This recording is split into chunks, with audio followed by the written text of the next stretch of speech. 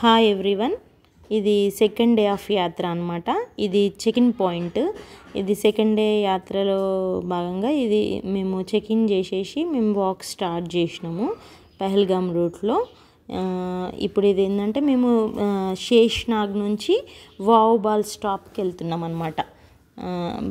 వాక్లో ఇక్కడ నుంచి కూడా మనం గుర్రాలను హైర్ చేసుకోవచ్చు. నిన్న నడిచేసి వచ్చి శేష్నాగ్ వరకు నడిచి వచ్చి ఇంకా వీలు లేదు అనుకున్నప్పుడు మళ్ళీ ఇక్కడ కూడా గుర్రాలు దొరుకుతాయి. సో మనం ఇక్కడ నుంచి మళ్ళీ పంచతరణి వరకు కానీ లేకపోతే గుహ వరకు కానీ మనం ఇక్కడ నుంచి కూడా మళ్ళీ మాట్లాడుకొని వెళ్ళొచ్చు, మన ఇష్టము. ఇప్పుడు ఇక్కడ నుంచి ఇంకా కష్టంగా ఉంటుంది, వాతావరణం కూడా మనకు సపోర్ట్ చేయదు, బాగా బ్రీతింగ్ ఇష్యూస్ అవన్నీ వచ్చే ప్రాబ్లం కూడా ఉంటుంది.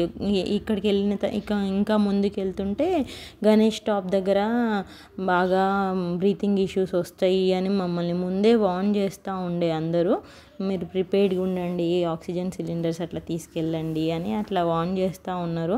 ఎనీవేస్ మేము పాజిటివ్ హోప్ తోటి ఏమైతే తీసుకెళ్ళలేదు, మాకైతే బాగానే ఉండే. నిన్న నడిచిన దానికైనా కూడా ఏం ప్రాబ్లం అయితే రాలేదు. సో మేము ముందుకి నడుస్తూ ఉండే. ఇప్పుడు మనం వావ్బాల్ టాప్కి వెళ్ళాలన్నమాట. ఇదంతా వావ్బాల్కి వెళ్తుంటే రూటు.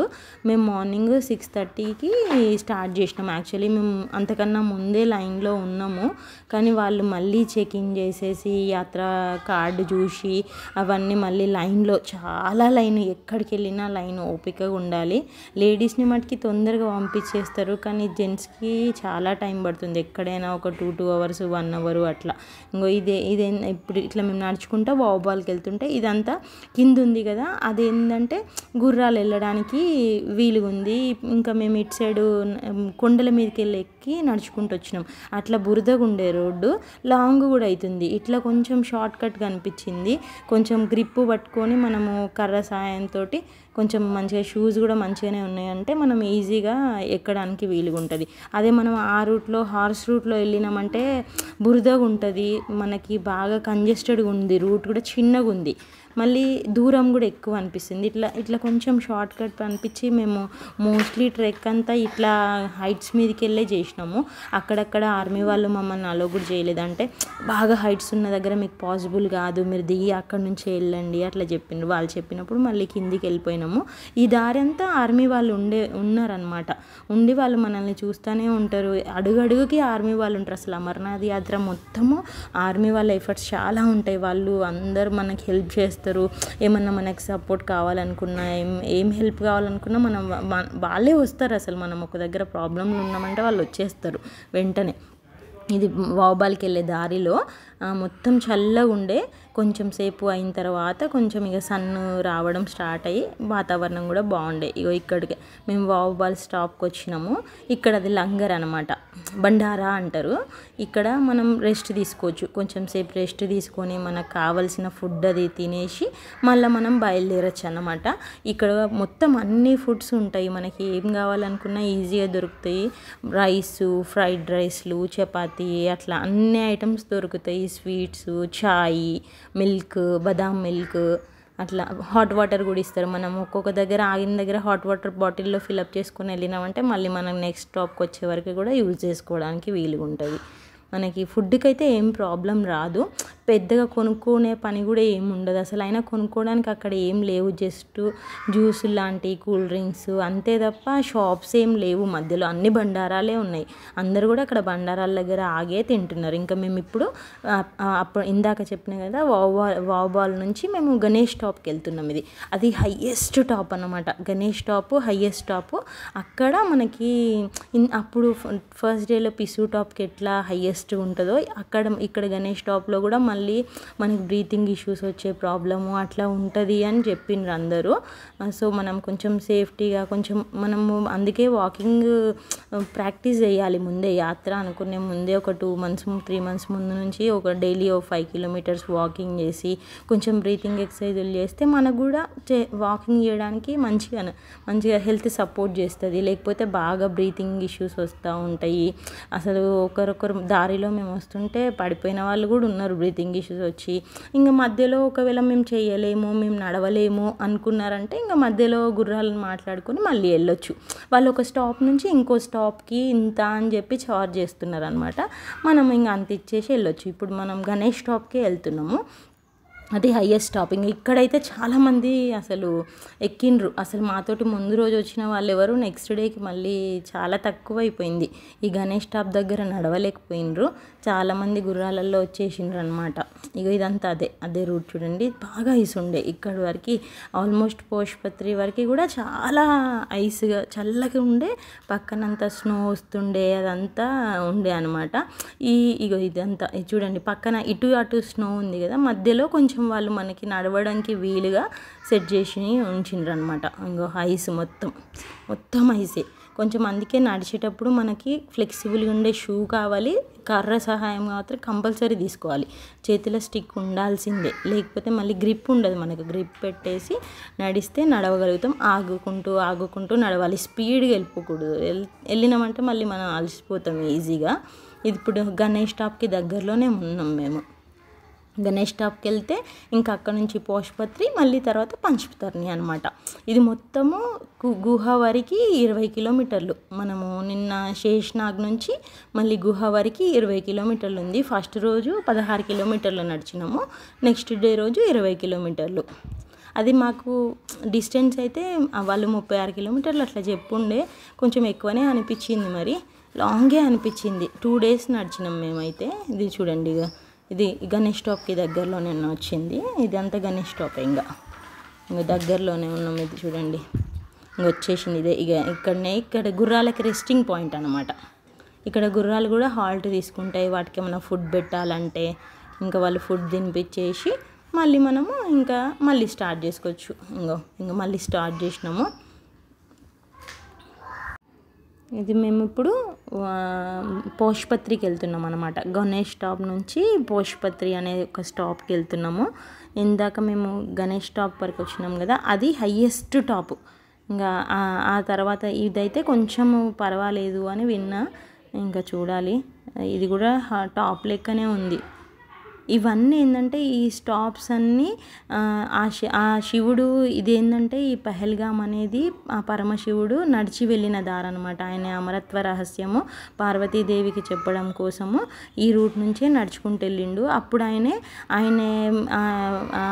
ఆయనలోనే 5 వాటిని ఒక్కొక్క స్టాప్లో వదిలేసిండు. ఫస్ట్ పహల్గామ్లో ఆయనని నందిని, మళ్ళీ శేషనాగ్లో ఆయన పాముని, గణేష్ స్టాప్లో గణేషుణ్ణి, అట్లా ఆ 5ని వదిలేసి పంచతరణి దగ్గర ఆ పంచభూతాలని మొత్తం వదిలేసేసి ఆయనే పార్వతీదేవితోటి కలిపి అమరత్వ రహస్యం చెప్పడం కోసము ఆయన పవిత్ర గుహకి వెళ్తాడనమాట ఈ రూట్లో. అందుకనే ఈ పహల్గామ్ని మనము ట్రెడిషనల్ రూట్ అంటాము. దీనికి బాల్తాల్ ఇంకొక రూట్ కూడా ఉంది, అదేంటంటే చాలా స్టీప్గా ఉంటుందంట. ఇది ట్రెడిషనల్ రూట్ కాబట్టి ఎక్కువ నడిచి వెళ్ళడానికి అందరు ఇదే ప్రిఫర్ చేస్తారు. రూట్ కూడా మంచిగా అనిపిస్తుంది, చల్లగా, పక్కన మంచు కొండలుండి చూడండి గ్లేషియర్స్ ఎంత ఘనం ఉన్నాయో అసలు. మొత్తం ఆ హిమాలయాల నుంచి వచ్చే మంచు మొత్తం కరిగేసి ఇట్లా గడ్డలు కట్టడము, ఇదంతా బాగుంది. అసలుకి వ్యూస్ మాత్రం మంచిగా అనిపించినాయి. ఇదంతా అవే ఆ టాప్స్లోనే బాగుండే అసలుకి. పోష్పత్రి వరకు ఐస్ కనిపిస్తూనే ఉంటుంది. మళ్ళీ పోష్పత్రి అయిపోయింది అంటే ఇంకా తర్వాత మళ్ళీ కొంచెం ఐస్ తగ్గిపోతుంది. ఇదంతా కూడా అదే పోష్పత్రికి వెళ్ళే దారి అనమాట. కంపల్సరీ మనము చెప్పులని, షూస్ని మాత్రం గ్రిప్లో పెట్టేసుకోవాల్సిందే, లేకపోతే కష్టం అయిపోతుంది.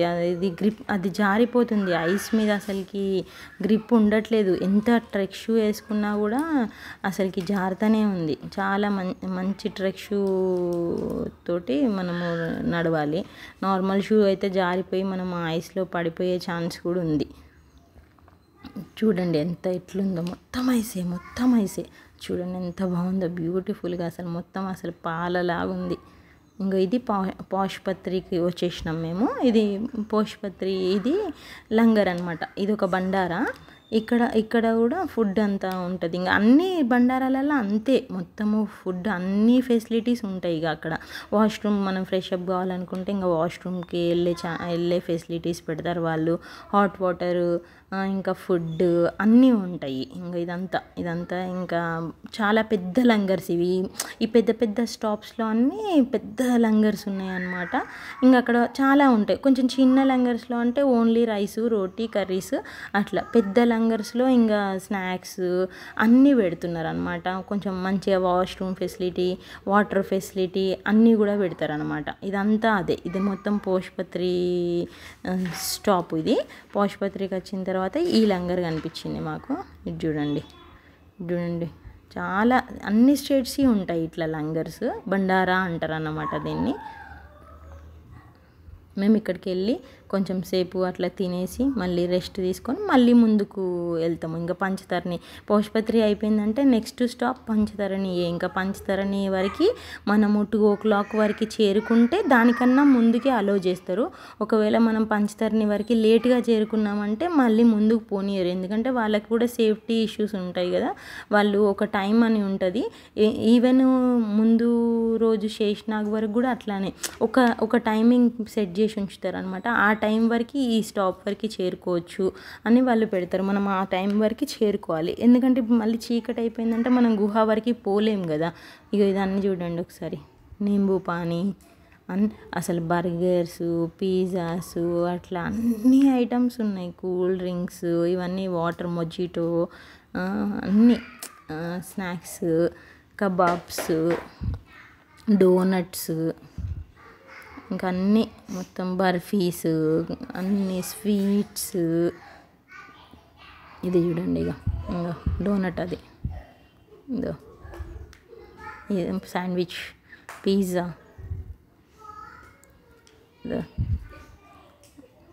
నేను అట్లా వీడియో తీస్తూ ఉంటే ఒక అతను పిలిచి మరీ తీసుకోండి బోలే ఆవు బోలే ఏలో బోలే అట్లా అంటా ఉన్నా. వద్దు నాకు అని చెప్పినా కూడా ఏలో అని టూత్పిక్ తోటి ఒక చిన్న పీస్ తీసేసి తీసుకో అన్నట్టుగా అట్లా ఇచ్చిండనమాట. ఇది చాలా అన్నిట్లోకెల్లా ఇది పెద్ద లంగర్ అసలుకి. ఇక్కడ ఫుడ్ కూడా బాగుండే, టేస్టీగా ఉండే. అసలు చపాతీస్ కానీ అన్నీ కూడా టేస్టీగా ఉండే. మళ్ళీ నెంబర్ ఆఫ్ వెరైటీస్ ఉండే.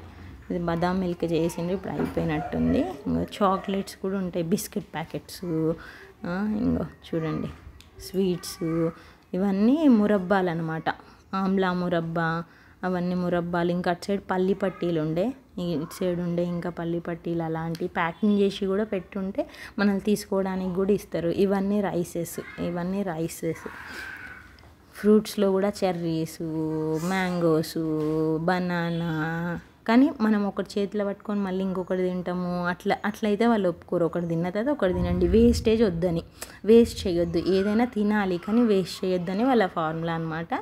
సో మనల్ని వేస్ట్గా అయితే పట్టుకొని ఇచ్చి ఎక్కువ అయితే తీసుకునేరు. టోస్ట్ ఉంది, సూప్ ఉంది. రోజు అసలు ఎక్కడ చూడు బిస్కెట్స్, టోస్ట్, టీ. ఇవన్నీ అయితే అసలు ఎక్కడైనా అది కామన్గా ఉంటున్నాయి లంగర్లలో. అంత ఎక్కువ. ఫ్రూట్స్ చూడండి, ఇన్ని వెరైటీస్ ఆఫ్ ఫ్రూట్స్. చెర్రీస్ కూడా ఉన్నాయి దీంట్లో. Mangoes, muskmelon, watermelon. ఇంకా చూడండి ఇవన్నీ ఫ్రూట్ సెక్షనే. మొత్తం ఫ్రూట్సే ఉన్నాయి చూడండి. ఇవాళ మనల్ని రమ్మంటా ఉంటారు తీసుకోండి అని. మనం అసలుకి పోకుండానే వాళ్ళు మనం అక్కడ దాకా వెళ్ళగానే చేతిలో పెట్టి ఇస్తూనే ఉంటారు అనమాట.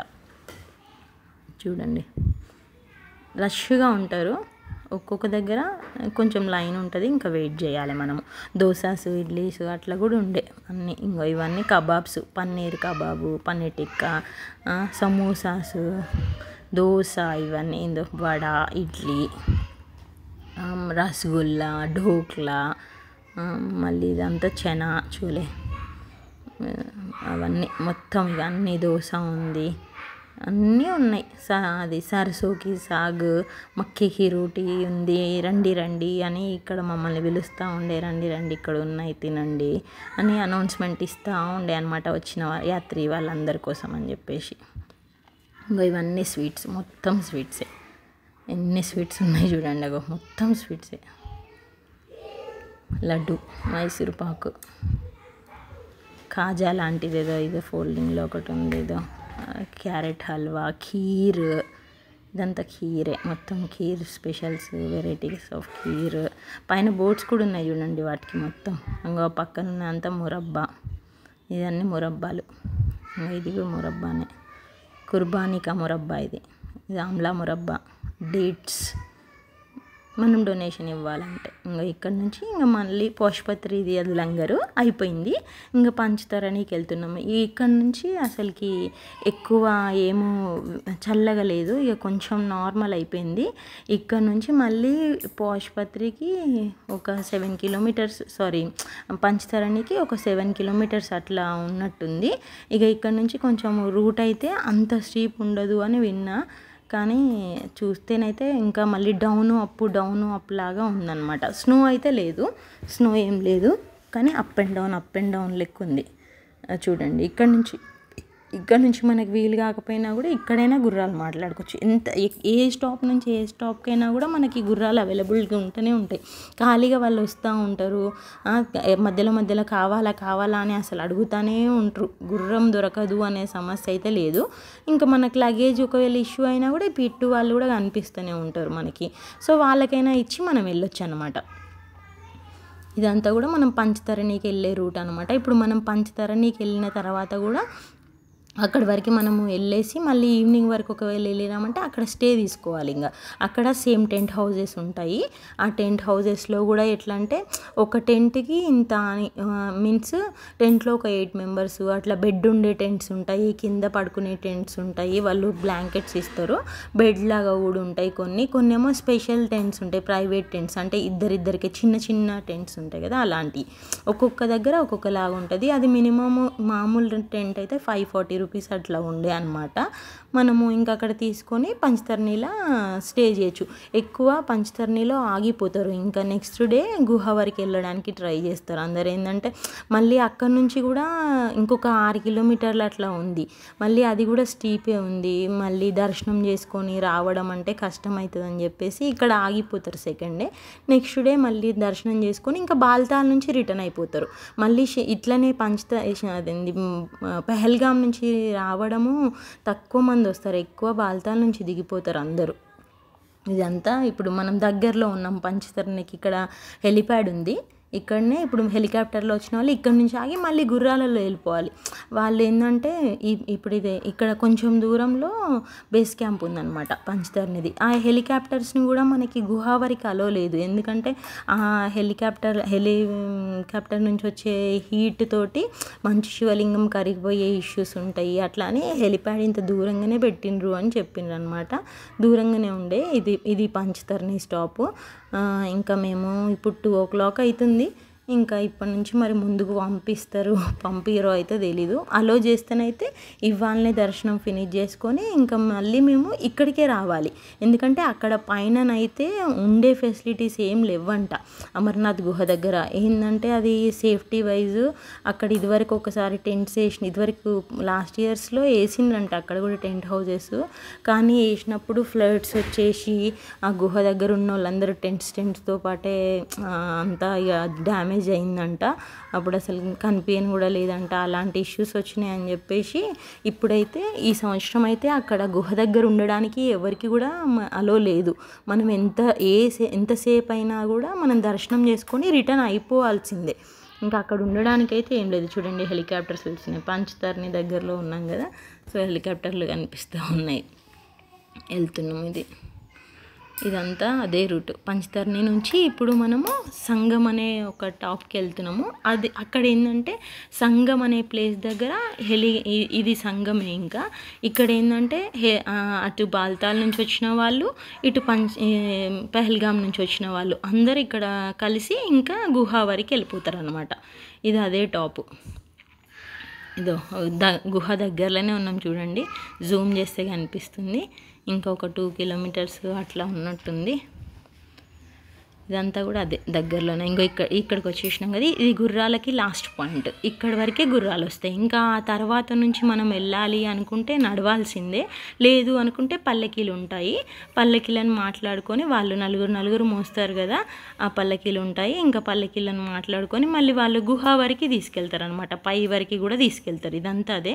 ఇక్కడ కూడా బేస్ క్యాంప్ ఉంది. ఇక్కడ అన్ని ఫెసిలిటీస్ ఉన్నాయి, వాష్రూమ్ ఫెసిలిటీ కానీ మెడికల్ క్యాంప్స్ కానీ అన్నీ ఉన్నాయి. చూడండి మొత్తం అన్ని ఫెసిలిటీస్ ఉన్నాయి.